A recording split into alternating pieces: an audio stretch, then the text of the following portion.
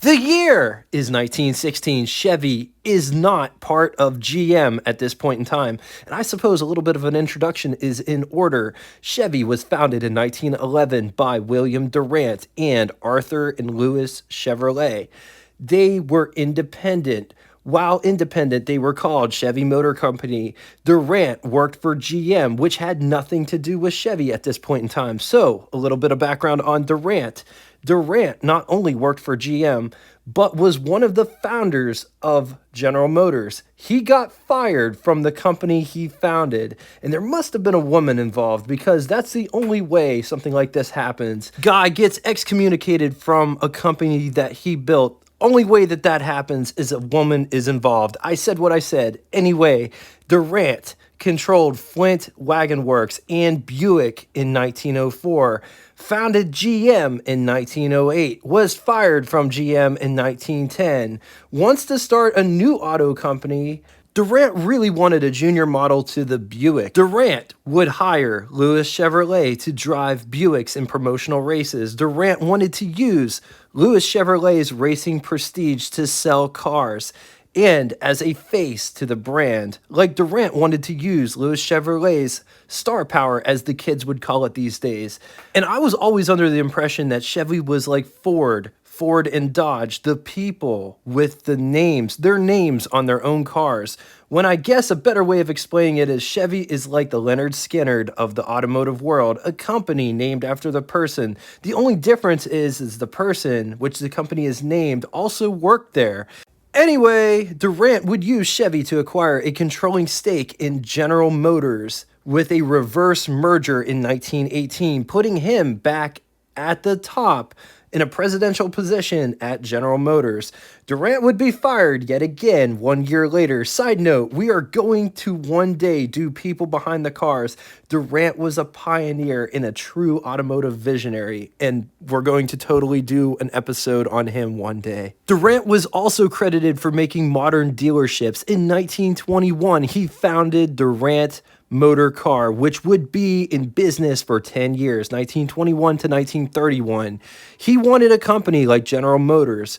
Durant was like an umbrella company, just like General Motors. Under Durant, you had Flint, Star, Rugby, and Mason Truck.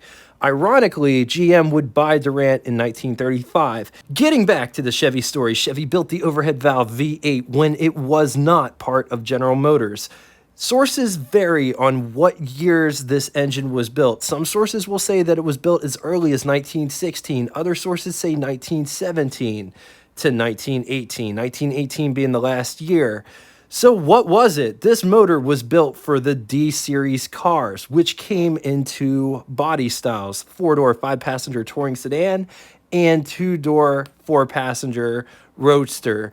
The 4-door, 5-passenger touring sedan went by D4. The Roadster went by D5, powered by the Chevy overhead valve V8. And it's important to note that Chevy isn't new to the overhead valve thing. They've been doing overhead valves since the very beginning with their overhead valve 4-cylinder engines.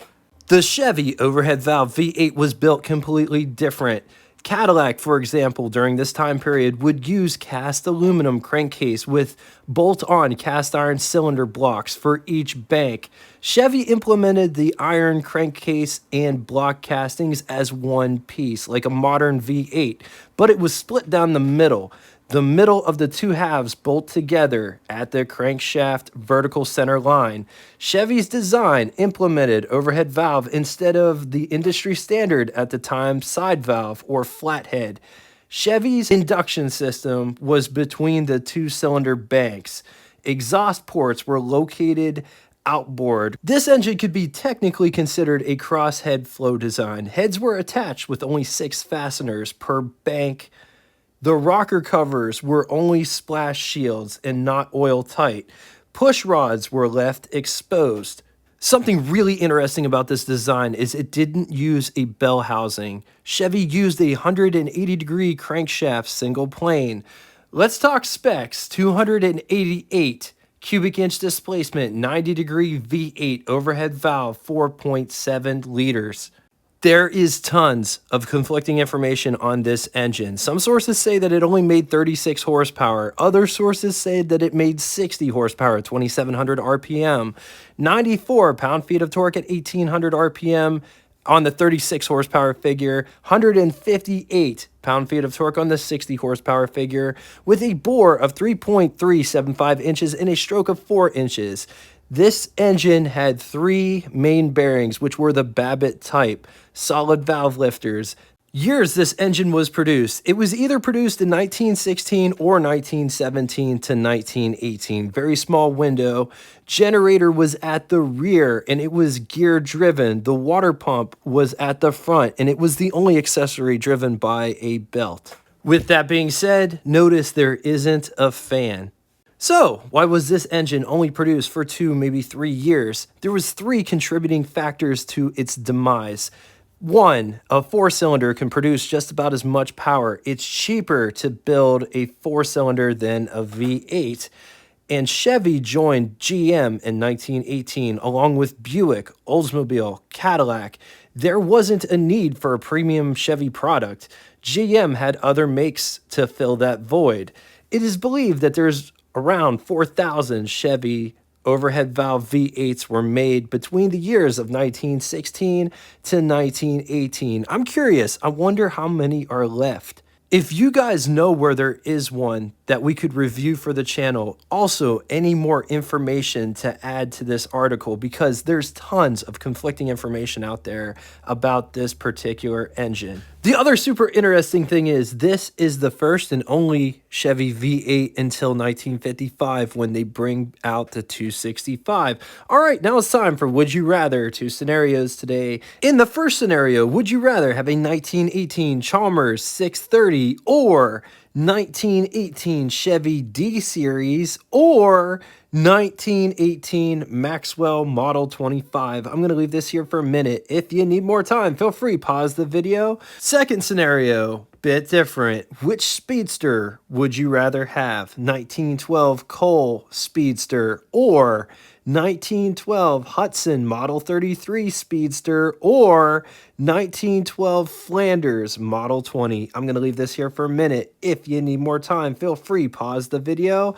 Now it's time for Name That Tune. First person to give the name of the band and the song title correctly in the comment section will have your comment pinned to the top of it.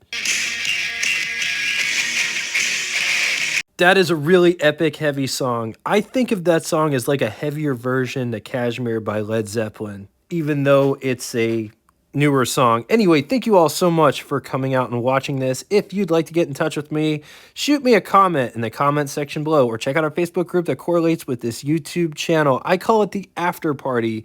Gives you the opportunity to share your rides, stories, experiences. If you'd like to get in touch with me, shoot me a direct message. I'm very active on there, just as I'm active on here. I read and answer all comments posted. I'm part of the community as well. If you don't have Facebook and would like to reach me, send me an email. All of that will be linked in the description below. Just know I appreciate all of the support. And until next time, toodaloo!